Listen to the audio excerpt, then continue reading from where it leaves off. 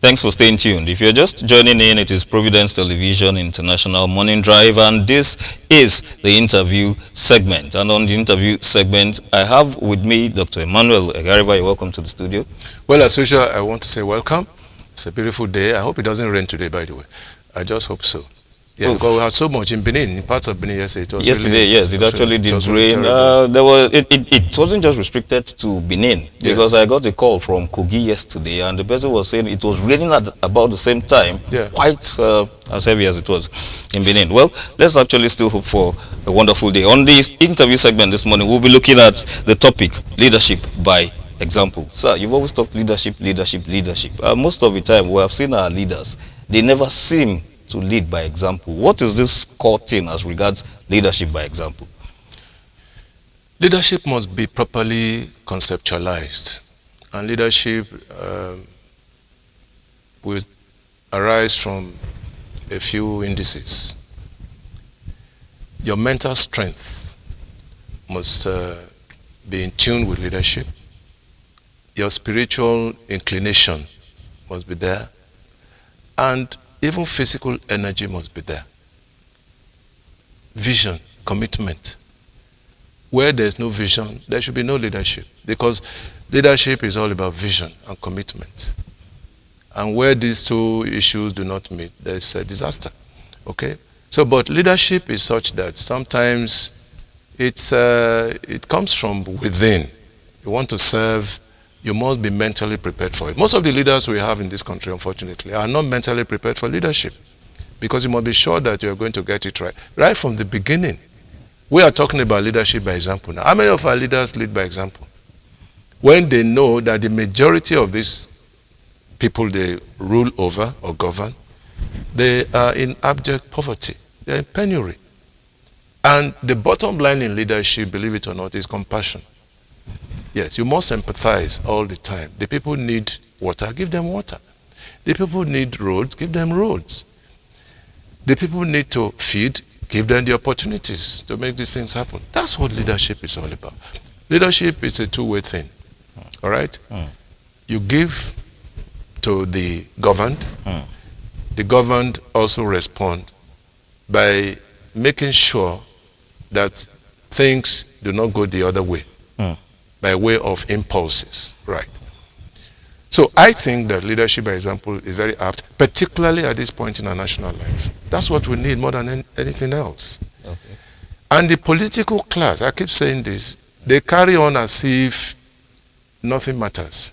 They carry on as if Nigerians do not exist. They carry on as if they are a different set of people, whereas we are the same people under God. We are the same people. Can't we draw inspirations, or can't they draw inspirations from great leaders in history, even from a religious perspective? Our Lord Jesus Christ, a great leader. In fact, the greatest leader of all time. Holy Prophet Muhammad, sallallahu alaihi wasallam, a great leader who catered for the poor. Buddha, all these great leaders that I mentioned, always talking about the poor. Even in modern times. Yes. Is it Mandela? Is it Mao Zedong? Is it virtually all the American presidents? Yes, except for maybe one or two. All of them statesmen who reckoned with the viability of their citizens. All right. Back home in Nigeria, what of Awolowo? What of Zik? These are great leaders who had the intention of partnering with the poor all the time, because leadership is all about partnership with those that you are leading. Okay? So, but in this country, what do we find? Leaders are on one side, the others are on the other side. So there's a big wedge in between. How can we cover that gulf? Okay. Because leaders must be on the same page with the people. Always must be on the same page. You must share in their pain.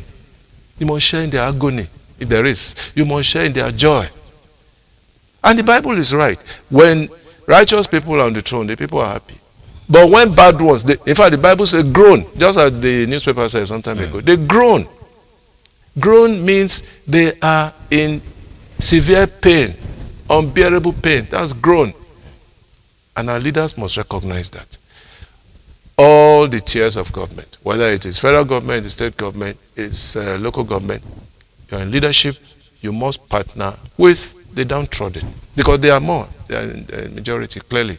Okay. And give you your definition as regards leadership by example. You said something about mental strength. Yes. And then you went further to say most of our leaders are not mentally prepared. Would mental preparation have to do with age? Age to a point. When you are 90, what are you doing in leadership? Because of dementia. Yes, at 90, I mean, and for no fault of yours, by the way, once you are 85 going to 90, you have no issue with leadership anymore, because nature must take its course. But when you are vibrant, 60, 70, you have a lot to offer. Even when you're younger, 45, 50, you have a lot to offer, and you must be mentally prepared. What that means is that before you even get into position that you're being offered, you must have a mental picture of what you're going to do. What happens in this country is that when people are sworn into office, they rest for about 2 or 3 months. After that, they begin to waddle through like a maze. And that's not it. Because, as I said earlier in one of our programs, this phrase, they will hit the ground running. They don't hit the ground running anymore. They wait for the ground to start running on its own. You must hit the ground running. Yes, I mean, it doesn't make sense. Because, for instance, why does it take a governor or whoever to announce his cabinet 3 months after? Whereas the right thing to do on the day of inauguration, you should announce your cabinet, because you will have done your homework. Mercifully, there is a long period between the end of an election and the swearing in. Yes. 3 months, perhaps.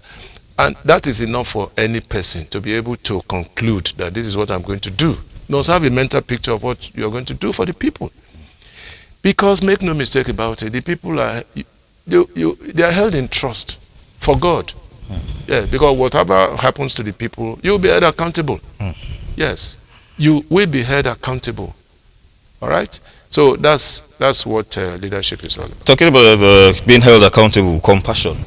You mentioned compassion. And if I remember what we're presently going through in Nigeria, is it a lack of compassion for those that are supposed to have reversed the fuel price not to have done so? Of course, yes. It's lack of compassion, lack of empathy. Yes, these two words are interwoven, compassion and empathy. Because once you empathize, it means that you put yourself in their position. How would I feel if, for instance, I have to buy fuel at the rate of 1,200? But the machinery of government is such that people don't feel it. I mean, those people up there, the political class, many of them, they don't feel it. Even if fuel is 5,000 naira today. In fact, some of them will be happier for it, because they will be the only ones to be buying fuel at the detriment of the others. Okay?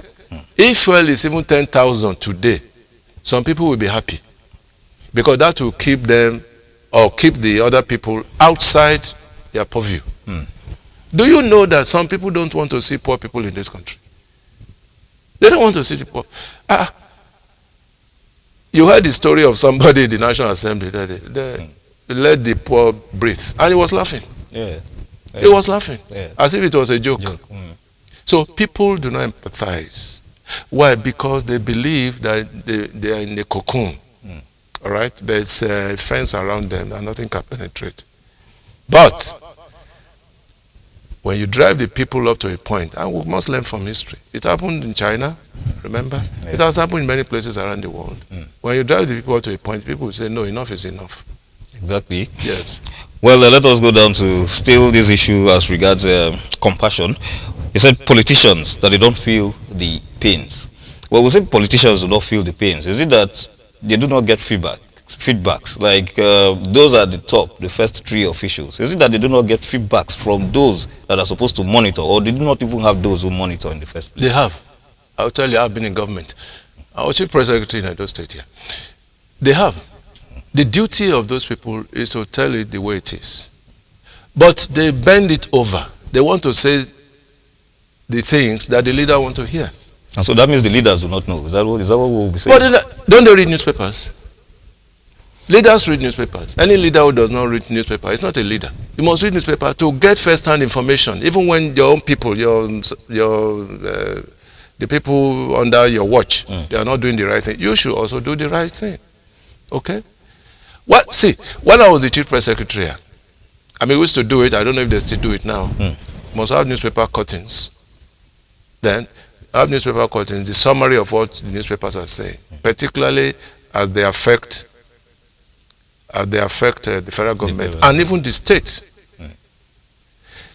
But most times, when I'll present this thing on a daily basis, when I'll present this thing before the governor, Governor Yegu, I will see him going through the newspapers himself. Okay. Yes.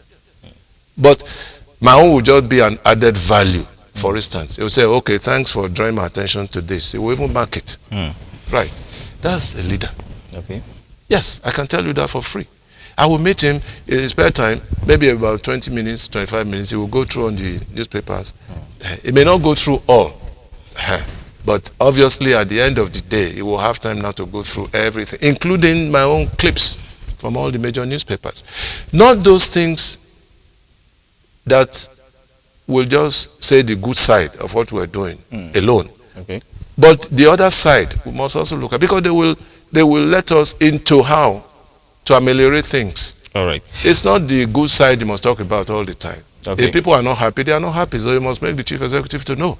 On a practical basis, when the government has derailed, has not met the needs of the people, what do you think are the indices to be put in place to be able to reach out to the people finally? People that have lost hope, that have been like, okay, this government is no longer working for us. Is it possible to revert such a situation? Of course, yes. It depends on the leader. The leader must, you must interface with the people. With all these problems going on now, how many of our leaders have called their constituents? Some of them are even afraid to go back to their constituencies. They say, look, oh, this is what is happening. Yes, you must interface with the people through town hall meetings, through broadcasts and all that. Some of our leaders, it takes them a long time to even do a broadcast. Sometimes they are forced to do broadcasts to tell the people that they care. Because a lot of insensitivity going on, and the people are not happy. You must empathize with the people. You must be on the same page with the people. I think what you just said that brings us to policy reversal. Of course, it's not cowardice. No, it's not. It's not. There's no shame in it. You know, I gave the analogy of my father. May so rest in peace. I mean, this old man never went to school, but he had intelligence. And he used to tell us, look, if it was the black man who made a motor car, he won't put reverse there. He won't put. You know why? He will want to justify. No, they said, meaning that, no, God forbid, I can't go back. Because if reverse means you're going back. Exactly. But the white man put it there because sometimes you are going there, there's a river or whatever, there's a tree across. You have to reverse and go the other way. So it is with policy perspective. If you reach a point and you think that it's not in agreement with what the people are saying, and there's so much pain, and there's no headway, you reverse. Come back to the table. Come back to the table and reorganize yourself again properly and take the other route. And you'll be applauded. That is leadership. You'll be applauded.